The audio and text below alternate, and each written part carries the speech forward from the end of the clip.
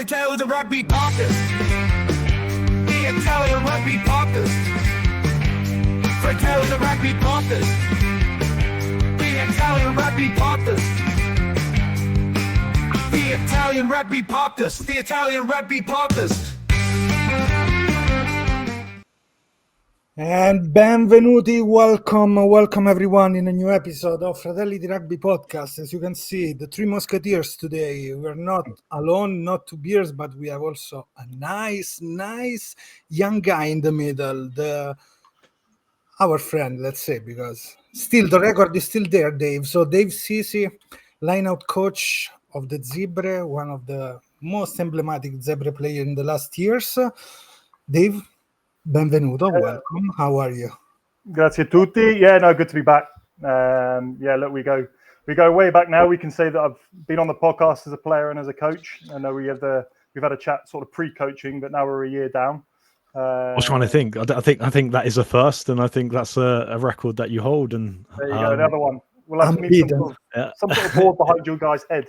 So people can see. Yeah, I was going to say, I know you've got like all of your accolades, but surely that's up there with, your absolute pinnacle of your career. Oh, absolutely. No, good, mate. Always a pleasure to have you on. And obviously for those of you guys who are listening in, we've got plenty of exciting stuff to talk about. Obviously all Italian rugby, maybe sort of dusting of lines as well, as it's off topic, but yeah, excited to have you on, mate. So welcome once again. Good to be back boys. So we started last year when we met last year on the pod, talking about all the potential of this team, and finally we started seeing what this team can do, changing the head coach and everything, but the players are almost the same of the last year, and they grew. Also, the player that left, if we look and compare first year, second year with the team, they get really better and better. So how do you feel looking at the last season as a coach, thinking about how it was at the beginning of the season, all the pressure, Zebre moving somewhere else, we don't know what's going to happen, oh my God, but how you feel now? Look, incredibly proud is probably the start, because there was a lot of change. There was a lot of change for me personally, stepping over from player into staff, as we've just said, and then as you said, also all the changes with the club as well. It was one of those years that there was probably a little bit of uncertainty just because of all the change, but there was a lot of good feeling. There was a lot of people doing things for the right reasons, and I think that's probably what we then saw on the pitch was what Massimo's managed to come in, and obviously with the new change of regime of coaches, and as you said, the playing group is more or less the same. What we've managed to do is just create a new culture and a new environment for the guys to go out and express themselves, and for the large part of last year we did a really good job of that.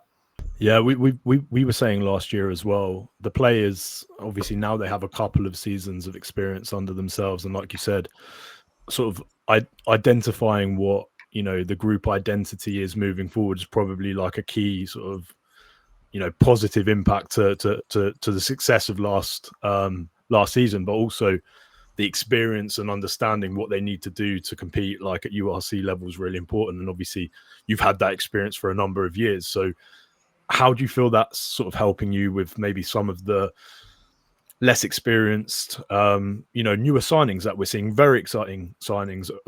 Odiase or Tombina, obviously they're going to be directly involved in the forwards, and probably involved in obviously the lineouts, or almost certainly involved in the lineouts. So is that something that you feel like you yourself as a coach now can express and sort of pass over to the young guys coming in?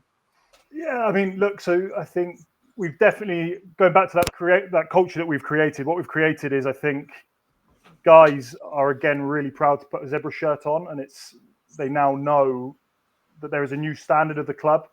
It's something, look, because, obviously, I played there for 7 years, was in and amongst the playing group. It's something that we never lacked, sort of a group identity. What we probably lacked was the environment which allowed us to then express that on the pitch, because every generation of Zebre players have had some sort of obstacles to overcome, or we've had more challenges to overcome perhaps than other URC teams, but it's never been something I think that has potentially held those groups back. I think what we've managed to do this year is galvanize that group and really use that to fuel the fire, if you like. So then when you mention the new signings that are coming in, I think I'd imagine, I don't know, I've not sat down and asked these guys yet, but I'd imagine that what's the first thing you're going to do as a player when you're sort of signing for a club? You're ringing your mates, no? You're ringing your guys you played in the 20s. You're ringing, whoever to get references. And, I believe that those references after the last year we've had are incredibly positive, and that now these young players are starting to really understand, these aren't 23, 24-year-olds now. These are 24, 25-year-olds with, as you say, 2 more years of URC experience. And now they've got URC experience where they've had some success. So I think those phone calls have come out to the guys out in France, and obviously the other franchise, Treviso, the Serie A Elite, and I think young guys can get excited now that they know that Zebre Parma is a place that will give them opportunity to play at the URC, which is a top level competition. I obviously that's something that, like you said, is so important in terms of their cohorts, the previous experiences that they've had and connections that they've made with the under-20s. But it's also a lot of these players have lived and breathed under Brunello at age grade as well, and there's probably almost like the sense of continuity from a personal development standpoint as well, which has probably attracted quite a lot of these young players who have a lot of potential. So it like I said, very, very exciting for me as a fan looking outside in what's to come. Couple of questions about the season, and you talk about the new signing for this season, but how much the impact of Dare last year was on the team with the 10 slightly different from Montemauri in a certain way. For me, my idea similar to Tiff Hayden but better, because attacking a lot the defense and then move the hands. How much it helped a player like them to be a player, and if on game time that was the issue with him, because we always see about Dare is really good, but we were waiting for it, and this season looks like. Again, I'm in a bit of a strange position, because I remember 2 or 3 years ago being in national camp with Jackie, and I remember chewing his ear off, telling him to come to Parma. I'm saying, you've got to come to Parma. This is the place where you've got to come and play. And what he's done, in fairness to him, because I know his life's over there in Treviso. I know, that's the area that he's from, his friends, his family. So there's a level of sacrifice. Okay, it's only a few hours down the road, I understand that, but there's a level of sacrifice by saying, okay, we're going to come down, new club, and we're going to really push on to get that game time, as you said, which is exactly what he needed. But no, look, he's had a great season. He's had a really good season, and I think even against this summer tour that he's just done, he's shown his quality again. So I'm just really pleased for Jackie. I wish he'd done it 2 or 3 years older when 2 years ago when I told him, and I can say that obviously because I was in the playing group. And but now look, Jackie's had a great season along with a lot of our guys, to be fair. And again, it probably comes back to a little bit what I just said before. I'm hoping now that all young Italians are seeing the opportunity to make it into the URC, and then obviously once you get to that URC level, the next step is the national level. Jackie's a great example now of the guys that have come in URC level here at Zebre and proven his worth. And there he is in the starting 10 jersey for the summer tour. So, a great example of what we're trying to do. I was going to say that transitions quite nicely in terms of a question that we get a lot, in the various groups that we're in, with regards to, what this new sort of development franchise title that Zebre have got means. And I think actually you sort of answered it there, really, where you're talking about, Serie A Elite, the young Italian talent, potentially finding it as a, stepping stone to the national team. But in your own words, mate, like if you don't mind, what is it that, that title means from your viewpoint? Oh, it's an obvious one. We exist to provide a platform for guys to reach the international level. And obviously we're an Italian franchise, and we're aligned to get guys into that national team. I think when I first joined the club, we used to have anywhere between 13 and 16 international guys going away to the national team.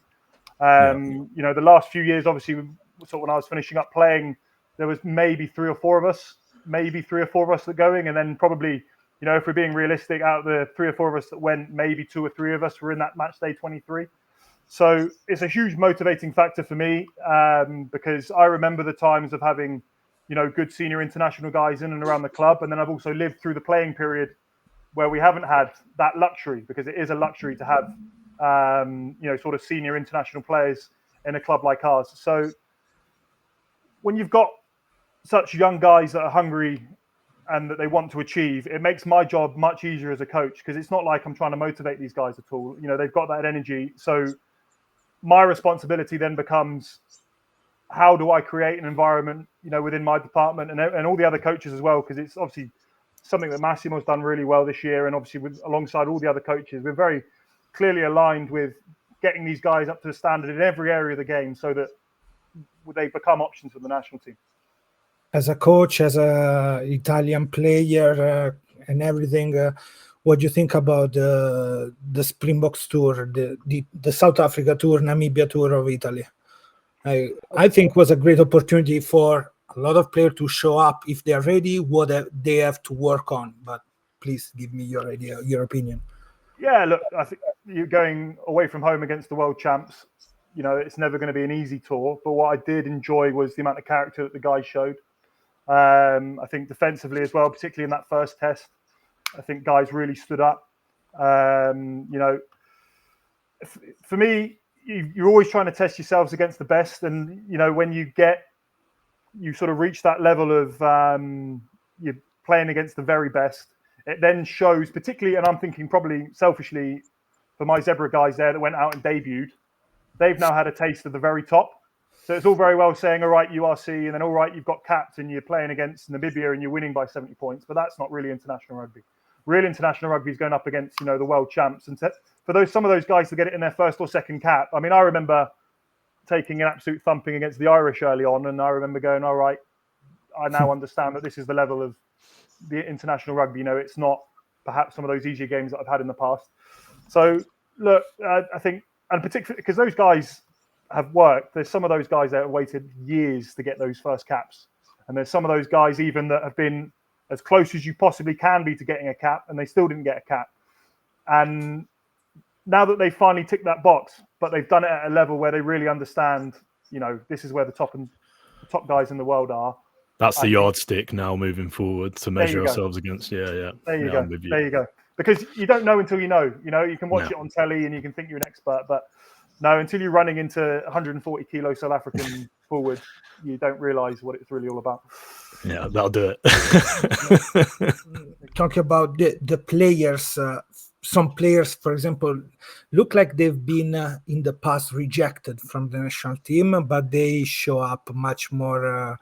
They were much more confident in the field. They grow up. They look more adults than young players in this team, and that for me is something that really stood up. If I think about some Zebre player or the level and how close they were, some of the Zebre players to reach the national team, and they were out. Ligado is the example. If I look around, I can see Jack Ferrari too being one really close to that level.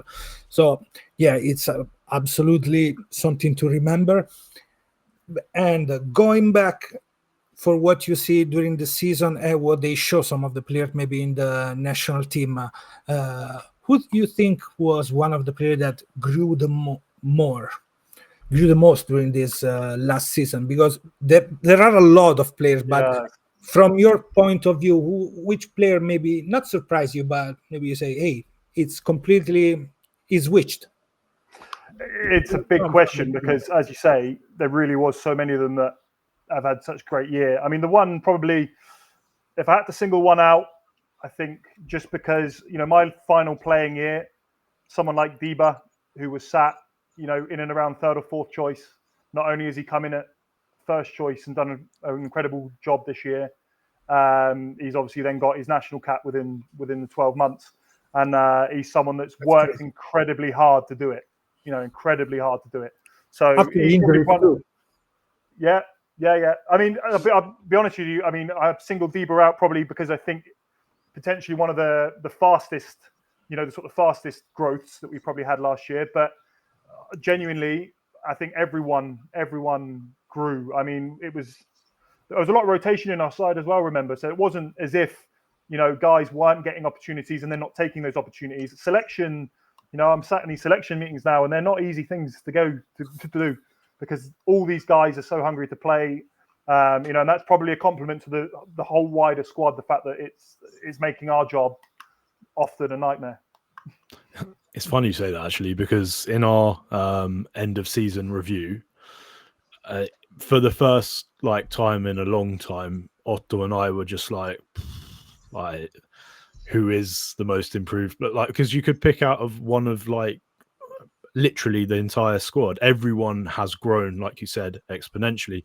Although I do agree, Di Bartolomeo's been brilliant. Hasa's also a person who we saw what he could potentially start doing at the end of last season, and then he was really unlucky, I think, at the start of the season not to get picked, and now he's finally getting picked and actually forced to play 70 odd minutes in the first Springboks. It's all we're Italians, we love that whole sort of romantic side to it, but you can see that the players who have suffered are starting to, like you said, measure themselves up, and I think we're at a precipice of a really exciting time for Zebre as a club and the national team, because like you said, they're starting to contribute to that talent pool that Quesada can pick from. My question is, how much alignment does the national team staff come in, and is there sort of constant conversation with the players at Zebre and stuff? Because like you said, it looks like there's been a bit of a change and a bit more motivation to get those guys involved. They come to watch more games too. Looks like Instagram told me everything, right? Yeah. No, as far as I'm aware, they've been to pretty much every home game. Just off the top of my head. Yeah, no, because they're always sat just in front of us as well. So you've often got to be careful what I'm shouting. But, yeah, no, I mean, to answer the question very directly, the alignment's very good. Obviously we've got Rich, the defence coach, Rich Hodges. Obviously he's in there. Worked as the defence coach with us sort of 2 years ago, so knows the squad inside out. And then obviously, Moro was obviously forwards coach back in the day, etc. And so it's never been an issue of that sort of alignment, if you like. There's definitely good communication. I know Massimo and Quesada speak very often, and and that's what we want. We're a federation franchise, and as I said, we're that development squad sort of. Sometimes that comes as sort of there's no expectation, but the expectation somehow less. But I don't think from a coaching staff, we live and breathe the fact that we're a development squad, and that means that we actually want to take guys from URC level to international level. So if anything, there's more pressure because we want those guys to be competing into that national thing. It's not something that we sit back on and go, we're a development side. It's actually something that spurs us on and goes, all right then, we want to get guys into the top level. How do we go about doing that? So Mike, sometimes one of our friends, right? Yeah. Pissed it off when we talk. What Zebre fan?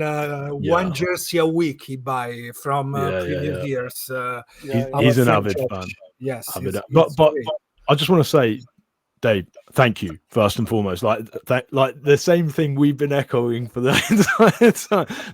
Development franchise isn't a label just to mean that there's zero expectation. It's specific about the players. It's not about the team itself. They're not expecting 14 next season is 13. It is about improving every individual component of the squad. And that's something that we've echoed this entire time since the label. So thank you. just horse's mouth. I could probably sum it up even better for you, because if you think so, I mean, I played in the Premiership, and the Premiership is a very Anglo-Saxon thing to do. Is you sit down all in a circle at the start of the year and you decide, right, how many games you're going to win, how many points you're going to get in each competition, and if we do this, you're a failure, and if you do this, you're a success. I mean, Massey made a very clear, put a very clear message out to the boys, and the only real target we had was my più ultimi, so never again last. That was it.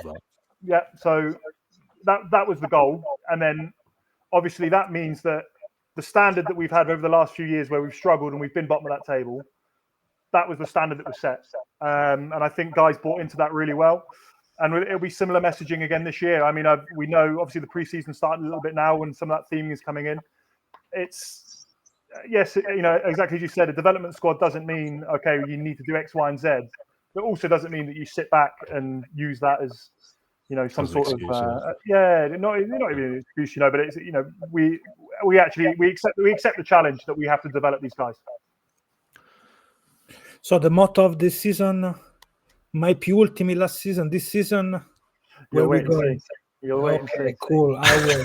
I will. Good try though, Otto. I saw your eyes light up the second I said that, and I've gone, I already know his next question. Yeah. Dave, let's finish above the Welsh. The sweetest moment of last season and the sourest moment. Oh wow, good question.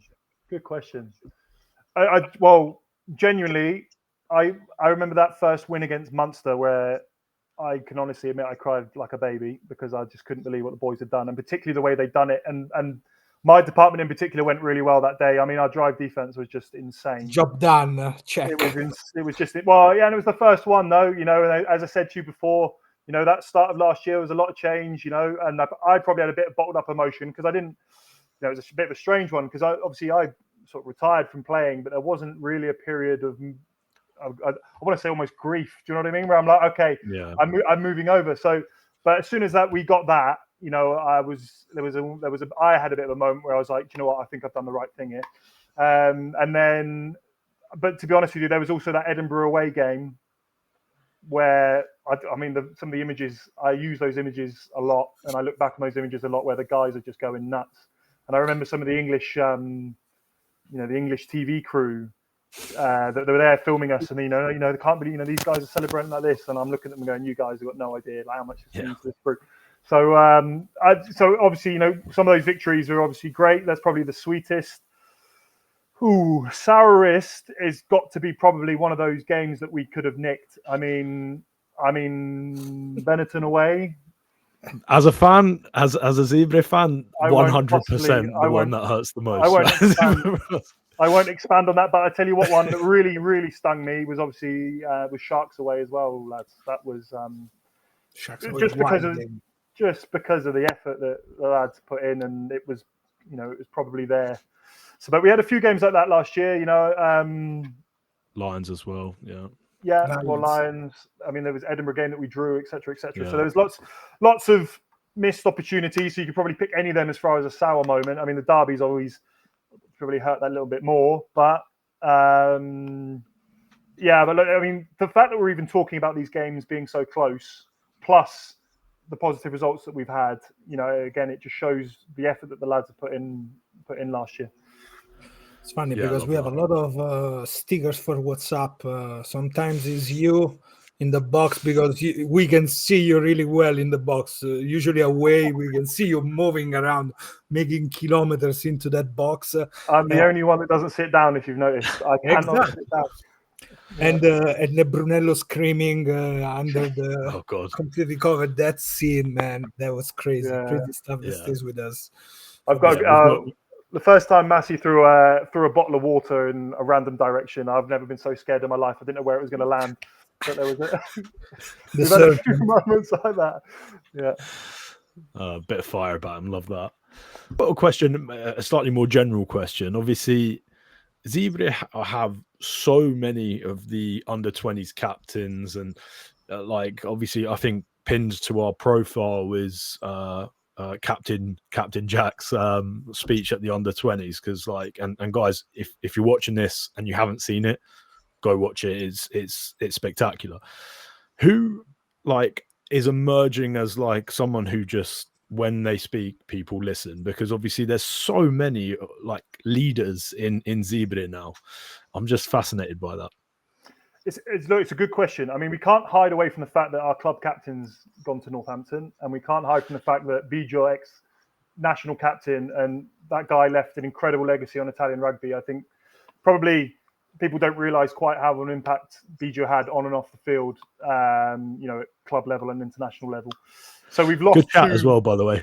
Like just objectively, he's got every interview. He's got lovely chat as well. So I could do a podcast on that bloke. He's such a good bloke. Anyway, but yeah, we've lost, and amongst others, obviously, guys like Jura, of course, are guys that lead on field as well. So we've lost a few of those sort of nailed on leaders that were in our leadership group last year. So I'd have to answer your question a bit more generally. It's going to be interesting to see those guys and who's going to take up that role. But I think probably the most interesting part is that a lot of these guys need to, because we've got such a tight-knit group and they've been with each other for years and they're cohesive already, those sort of things will sort of come out naturally, I feel. I don't think we don't need to pigeonhole anyone or push or put pressure on. I do think the guys that are going to be willing to take on more responsibility, I think will come to the fore quite naturally, just because of the group that we've got. That's fantastic. It's going to be interesting. Talking about players that left, of course, Geronimo is the other big name, but there is a player coming back, which is Pani, which is give you a lot of options. Think about how this back three is going to work. And Marco Zanon, the last player that been announced. These guys are guys that they know the international level too. They know what needed, and they are also in a genuine competition also for the role with the Damiano Mazza is one of them, playing 12. Let's see if Zanon is going to be 12, 13. Bertaccini that we see last year. So it's really interesting. And of course, there is Belloni coming. You think these players, but also Ortombina, Odiase, they came from different kind of environment, but they are similar to Zebre, if we think, because it's not a development team, as you can say, but they bring a certain quality, like from training in Pro D12, top 14. Like this is something massive, if we think about, because we generally, I was thinking these players, we're going to see them playing in France. We're never going to see them coming back. And that's for me is a big win. Game time maybe for Zanon more than last year. All positives in this way. It looks like with not that much money is doing a really good work to bring together all these new players. How much in the decision to pick players are you coaching involved with all the agents and stuff? Like how much you can look around for players? Well, we as assistant coaches, we'll be looking at technical aspects. We're looking at anyone that we're bringing in. Are they up to level? What sort of player profile are they bringing? That maybe we don't have in the squad. Where can they add? That's all of our sort of job. I mean, between Massi and George Biaggi and all the things, all your economics and stuff. That's all them. And to be fair, it comes back to probably a little bit my point at the start, because as you said, all of those guys were in France. I don't know what opportunities they had to really stay on, but they've, and I'd imagine even guys like Marco would have had other options. These guys have taken the decision to come here because, as I said to you, they've heard about the environment. They've heard about the environment. They understand that we've created something here, or creating something. Sorry, we're only just getting started, and then probably the big one. The big one is that we want any young, ambitious Italian to have the same idea in their head, and then that's where we start getting some really quality signings coming in, because they understand that we can be a very important link for some guys that want to obviously aspire to make the national team. It's win-win, isn't it? Just across the board. The people that have come in probably, like you said, are actively looking for potentially more game time. Like obviously, there's a short playing career. You have to have your own sort of self-interest at heart to an extent as well. And then obviously, at a team perspective, a lot of these players are coming in with either experience abroad or, like you said, Marco coming in with God knows how much experience behind the doors, let alone what he's doing at national team level. And you know, he's almost unlucky that he's had to compete with some monsters at national team level for so long, but that's driven him to be such a good player. So he's going to be bringing, you know, not only like his experience, but like the fact that he's going to be driving the standards up there at Zebre too. And it's interesting. I think actually, Otto, your question was really interesting as well, because it like, as much as it is at a technical standpoint, these are areas where, you know, like you said, some people have left, some people have retired, some people have moved elsewhere. That void is being, again, just objectively, like, being brought in by players who are potentially sought after, you know, from other teams abroad. And, you know, some players have, you know, decided not to get their GIF, even though, you know, contracts were given to them, so that you're attracting them back to Zebre. That for me is like a really sort of cool idea. So just following on to the point where you were saying, any young Italian, you know, this is what you should be driving to as at least sort of the first step into sort of real world professional rugby. Has there been an alignment with some of the under 20s who, because obviously now the academies have been dismantled at Zebre level? I know obviously there's going to be lots of permit players coming to and fro. Is there sort of an alignment? I know obviously I saw reports that you guys are training together with some of the local teams, and that's something that you guys are looking to sort of promote. Is there something there in place? I think, yeah, I mean, it's probably a big picture, the sort of big picture question is probably for the guys like Massey and that, but what I can say and what I know, we're a very collaborative club. Do you know what I mean? So yeah, permit guys can come in, you can come and train, and we expect you to put up the level. If you impress, you know, that's noted. And then when it comes to us needing a player for something, I mean, we saw it last year. I mean, we had Locatelli, Borogno from Viadana. Like, you know, it's obvious when you sort of look at the team sheet. You know, Ruffalo throughout the year, obviously before. Yeah, there's a lot of guys that have come in, and we've gone, do you know what? This guy deserves a shot from the Serie A Elite. And the guys that have taken that opportunity, obviously, we're now seeing, as you've just said, that some of those guys are with us this year. So I think probably the best way I can frame it is, look, we're a collaborative side, and again, you know, we're a development side. That doesn't mean it's not a negative. It's okay. We're going to give opportunity to the best guys that we see are deserving of an opportunity. See, that's I think the issue, because people hear development and they automatically associate like a negative connotation there. But it's like you said, it is opportunity, and that's something that, you know, the listeners who, you know, we've got loads of UK-based Irish listeners that always ask this question. Okay, what does this mean? For us, objectively speaking, as Italian fans, it means we're going to see more young, emerging Italian talent play and get game time at URC level.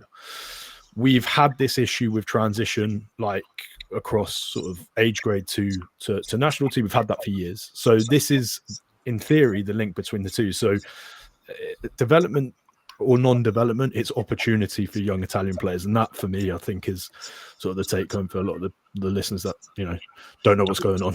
Big time. I think you have to realize, you know, there are levels to this game. You know, you can describe it as any. I actually use boxing quite a lot as a sport of comparison. You know, you're not going to expect, you know, some sort of rookie boxer to go in and beat some sort of seasoned pro.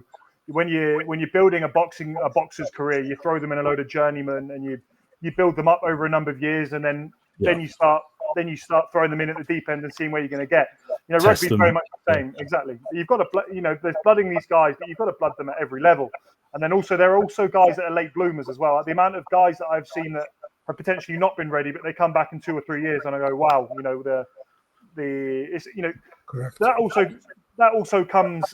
I mean, the knowledge that you know, that Massimo and Mattia have of the under 20 system, and obviously Santa coming in as well, it's invaluable for us, because those are the guys that those guys obviously work with one-on-one often, but also those are the guys that also know where some of these younger guys are, and who are the ones that are potentially that we need to keep an eye on over the next few years that can then maybe come in, because again, the other part about being a development side and about being a team that gives opportunity, it's not about closing doors on people, but it's then again, it's the responsibility on the coaching staff to make sure that we're keeping an eye on everyone.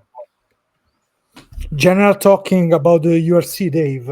How was for you in general this URC this season respect 2 years ago? Mad, How much is mental. changing? It's mental. You see the league table. I couldn't believe it this year. I remember there was one weekend. It was a weekend where we just managed to get. I think we got up to the 11th, and we just needed all these results. And you looked at all the favourites, and you thought, you know what, we'll be quite happy. We could be sitting in around 13th here, and every single result went against us. It was just mental. I think it just speaks to probably the level of all teams that, probably barring the top teams, pretty much any other team can beat any other team on any other day. So, yeah, I mean, the league is getting stronger and stronger. I mean, that is without a doubt. I do think the top teams are also getting stronger and stronger. Is my, just sort of my experience of it as well. I do think those top tier teams are just becoming absolute monsters. But I do think that the gap probably in between everyone underneath the European level, I really do think that gap is shortening, and it's shortening quickly. It's interesting to see how big. I'm thinking about, like, of course, Zebre this season growing up, but even Cardiff and Scarlets, they had a good run of games that look like, hey, they're gonna be there. Then for nothing, they just get short. Even Benetton on that side. So yes, looks like there is this block of 3-4 teams on top, and then everything can happen. Hopefully, it's gonna be like that next season too. Fingers crossed. I have a quick question. Obviously, you mentioned Santa coming back in the fold. Obviously, we've seen what he's been doing at under 20s in the World Championship, and obviously, there's one game in particular that sort of stood out. Aside from sort of the victory and the draw, which was the New Zealand game. I think Otto and we spoke afterwards, and we were like, "Oh, okay, we get it," because obviously they were really unlucky to frankly, like an intercept try, 95 yards, and they score a try. But like Italy were competing the entire game, and they looked actually at times the better team. That for me was like, okay, that's a test of not only the player pool we have at under 20s, but actually like him as a coach. You have experience with Santa Maria in the past, right? What do you mind sort of going into that a little bit more and sort of telling us what to expect from him? Yeah, Santa came in 2 or 3 years ago now, off the top of my head. So I worked with him as a player anyway. So someone I know, and he's someone that I got on with anyway, And then the rugby world in Italy is pretty small. So obviously we've always been in touch or whatever. I'm really excited for Santa to come in. The one thing, he's a clever guy, knows his rugby, of course, but he's also he's a very good person, and then that's probably reflected, I think, probably in those performances that you've seen from the under 20s. He's another one, obviously, because obviously he's the head coach there. I saw a team that was obviously playing for each other, but also for the staff, playing for the staff there as well. So, and I'll be honest, because Emiliano, who left us, he does leave a big hole, because he did a really good job. But someone like Santa, I'm really looking forward to him coming in. He's obviously been busy with the under 20s World Cup, but he's in now, and look, he's a really, really good addition. Santa is coming to town, Mike, and it's not Christmas. Coming to town. There you go. There we've got our title sorted. Yeah. Wow. I don't know how many times that guy's heard that joke as well. Yeah, poor soul. Every time you say Santa, now for me, I'm gonna think about him with a Christmas hat on. His English is fantastic as well. So if he's listening to this, you'll know. Yeah. Oh, nice. If he's listening to this, get him on, mate. That's he should, mate. You should. He's a top bloke, and he's got Spanish and French and anytime I see him, he's got so many languages under his belt. There you go. Yeah, my Spanish is better than my English, so yeah. Oh wow, there you go. Yeah. About the under 20, for me, this under 20 looked like there was the more balanced team in years, because we were really, a couple of years ago with Brunello, looked like we were really strong and heavy with the forwards. This season we had some wild players, Todaro, Zanandrea, the two. Casarin was crazy playing the inside center with the scrum cap. So for me, yeah, that was the team that was really good playing outside and inside with a lot of really young players. Think about Braga, Fasti, like players that can have other 2-3 years before maybe having the first professional contract, something close to that, because they are almost academy. So that was great, fantastic. Yeah, the only thing I'd add, the only tricky thing with the 20s, obviously, is you've got teams changing every year. So your profile of player and team changes every year. So, you've got to give, in fairness, you've got to give credit to sort of, the age group coaches, because you've got to adapt pretty quickly. You've got what you've got as far as these are your profile of players, who's available to you. We won't have a pool like the English, the Irish potentially as well. Some of these other teams are certainly the New Zealand and Australians. So, you've got a smaller pool to pick from. You've got the player profiles that you've got. So to then come up with, the correct game plan or, whatever you need to do to get the results, that's, it's a big job. It's funny you say that, actually, because that's exactly what we said, right? The best coaches like bring out, the best in the team, and then they'll try and use that to obviously gain an advantage. And there was definitely a period post lockdown, and frankly, like, I think, it, broadly speaking, it affected everyone, where clearly they weren't allowed to practice as much, and like the general sort of development of skills potentially, decreased. But actually what they were able to do is practice like in the gym, and then you see some beasts that have come through, and obviously some that, like we said, we're very excited to see come to Zebre this coming season, and it's maybe more of a physical development and made them sort of prepare quicker for this level than a general sort of skill level. And now we're starting to see that come back, obviously, again, because we're coming out of that sort of period again. So so from a Zebre standpoint then, what would you say success looks like? And I don't mean sort of table success, I mean as a coach, what would you say success would look like from your viewpoint, only from your viewpoint? Yeah. Well, I wouldn't give you the answer in a table format anyway, because it's, as I explained before, it's just not how we operate.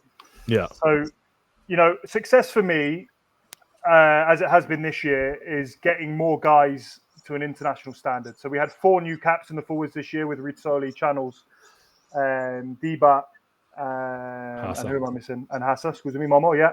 So, and obviously those guys are.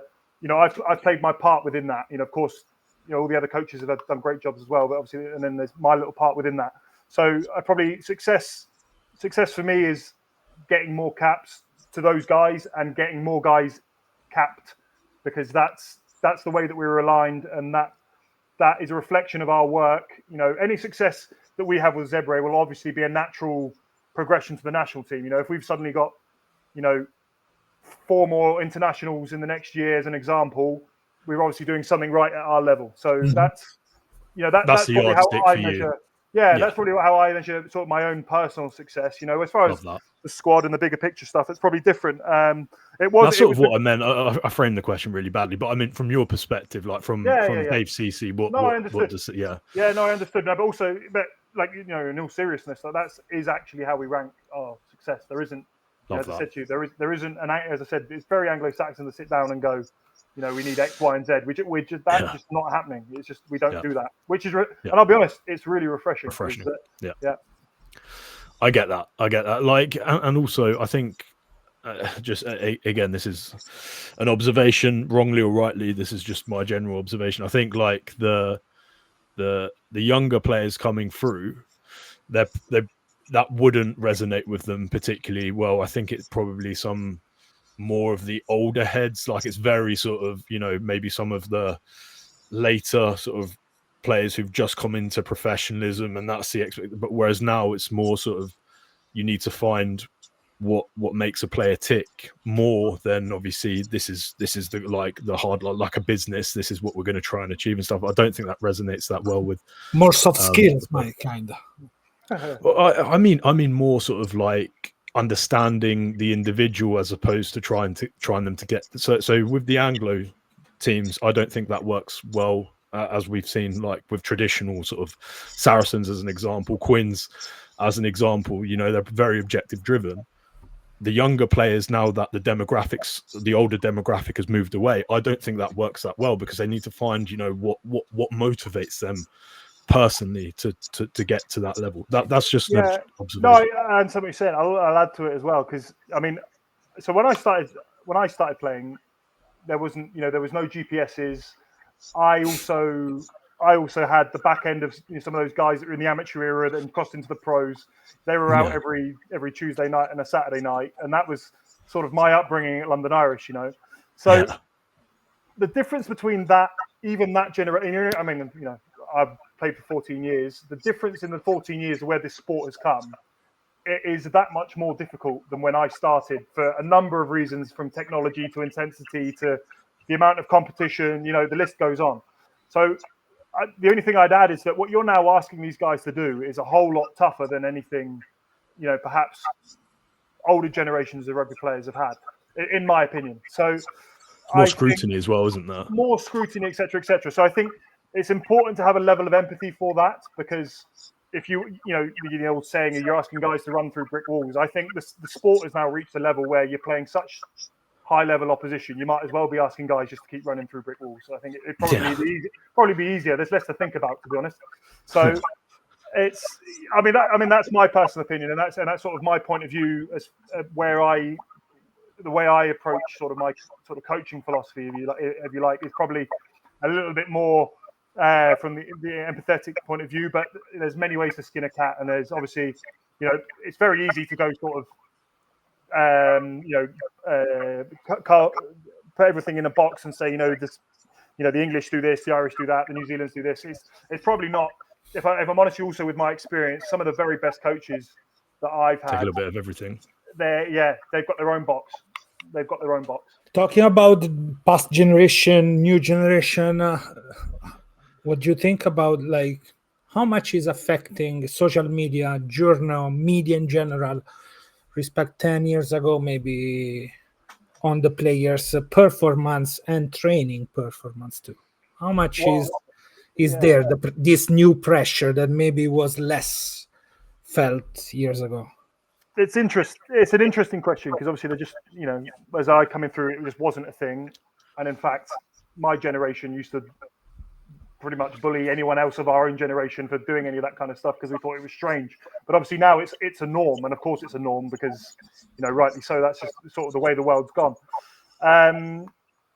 It's a good broader question to have, because it's not, as just as I've said, things have changed in my 14-year playing career. The thing that's going to change in this next generation is potentially going to be the more pressures on that stuff that you said. So at the moment, I don't think we're at a level, as in, there's not that level of scrutiny perhaps that other sports have, just because of the popularity of our sport. It's still, I think, if you're being realistic to other sports worldwide, we're still quite a niche sport. But in those bigger matches, big World Cup games, even the Lions series there at the end, the amount of social media content that sort of stuff creates, it's definitely something we need to be aware of.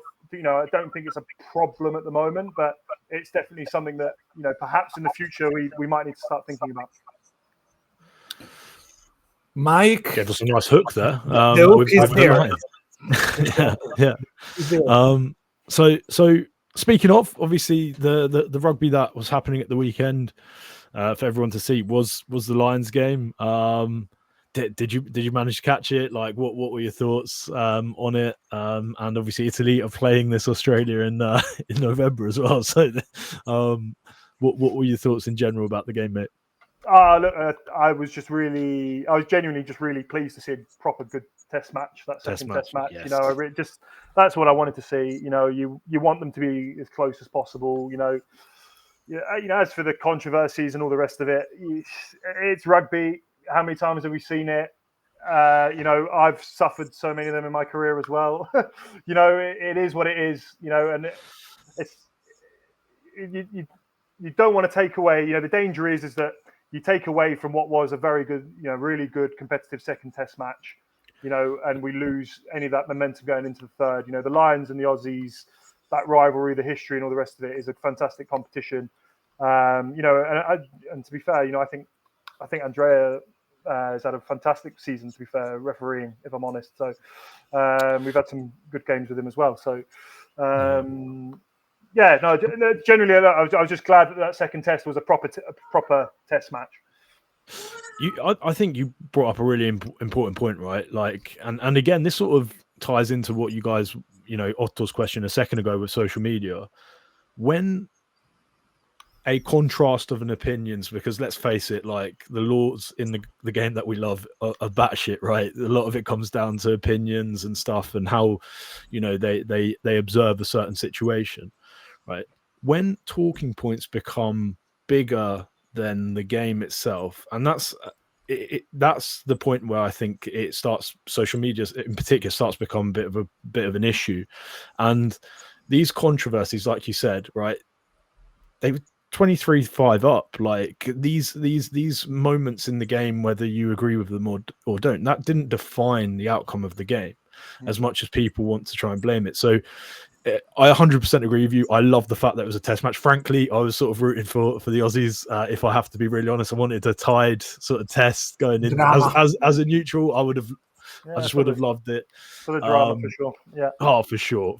Just to see sort of like what the atmosphere would have been at that third sort of final test, and like it was, the Aussies have done a really good job, and obviously it's good money for them as well. I think that's the take home, and actually I think that's a really nice take home, just to sort of like say, as an objective, fans should probably not try and make issues an outcome of like an entire game or discussion for an entire game, because frankly what I've been seeing on social media has been so boring. It is mad. I'm pretty sure it was Ricky Gervais. Who he made a comparison to social media posts being basically, before social media, a social media post would have been someone shouting something out of a window.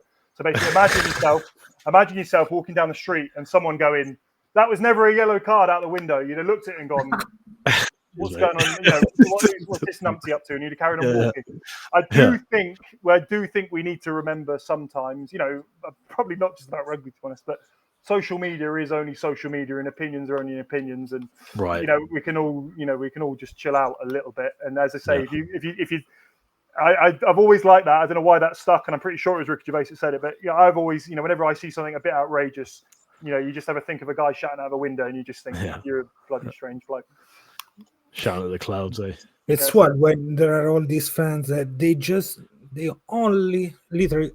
remind all that was a yellow card, that breakdown, there was a penalty there. They don't talk about rugby. They talk about only the situation where there is something to shout at the window about. Yeah, no, for sure. Because obviously, probably a bit of an insight to my world. My Monday, obviously, is I'm reviewing a game, and there'll be things that I see that I'll disagree with. That's okay. That's fine. That's part of the process.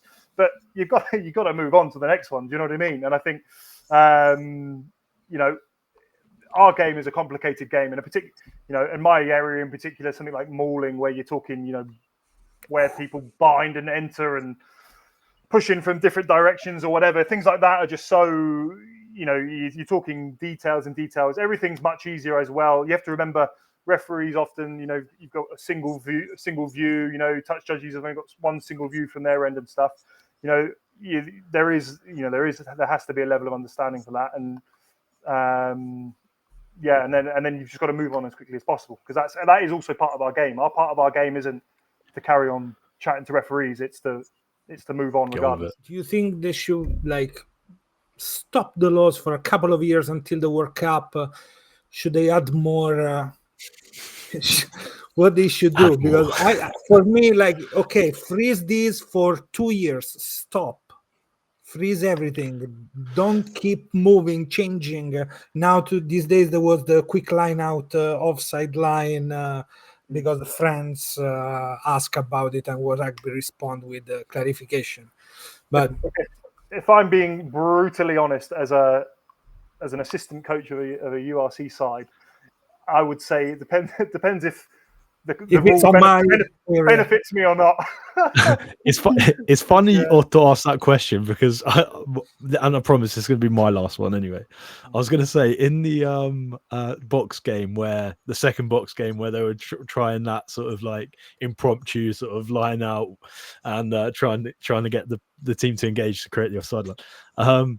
I was going to say, did you quickly get your like notepad out and just jot down? You're like, you know what?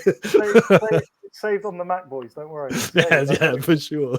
Yeah. Keep your eyes peeled for that. So Yeah. Just before World Rugby inevitably ban it and create some sort of outrageous law off the back of it, mate. You may as well get in on that as well. Yeah, for sure. Too good, they just ban it because what's too good to think. The only rules that I like are the ones that benefit me. There you go. That's it. The simplest way I can frame it. The thing that if you don't jump, for me, it's fantastic. If you don't jump, but it's not straight, go on, play on. Fantastic. Yeah. No, I agree. Yeah, no, that's been a nice change, And to be fair, I can crack a joke about Bijo. It's fantastic when Bijo's throwing as well. That's nonsense. He's a very good thrower of the ball. I have to admit. Everybody improved heavily.